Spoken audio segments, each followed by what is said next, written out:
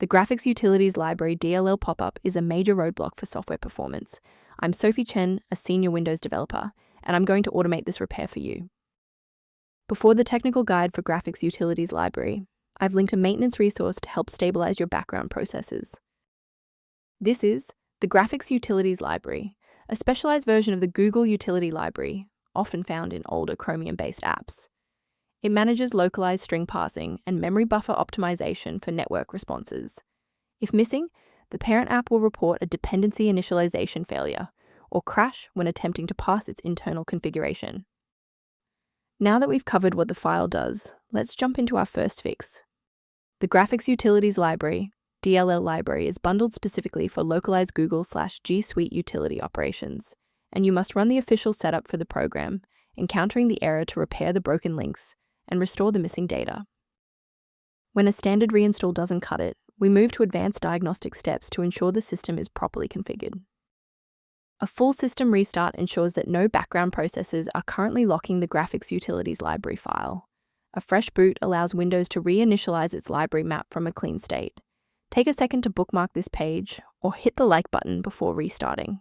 That way, you can easily resume this guide once your system has finished rebooting. Since the restart didn't reset the service, we'll manually trigger the refresh now. If you need to pause the video anytime during these instructions, go ahead. If you're still seeing that runtime message post-restart, it's time to reinstall the shared library components. First, go to Control Panel, then select Programs and Features.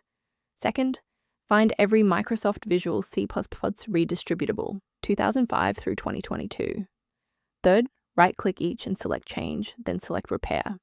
If that fails, download the latest all-in-one VC++ redistributable package from Microsoft's website. Please note that for DLL files with numbers, the number tells you which version to repair.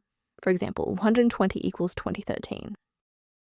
Before you finalize your changes, I need to emphasize the importance of using trusted sources. Installing an unverified version of Graphics Utilities Library DLL is one of the most common ways to accidentally bypass your system's built-in security firewall. A verified diagnostic utility can help manage the ongoing restoration and health of your system's library ecosystem.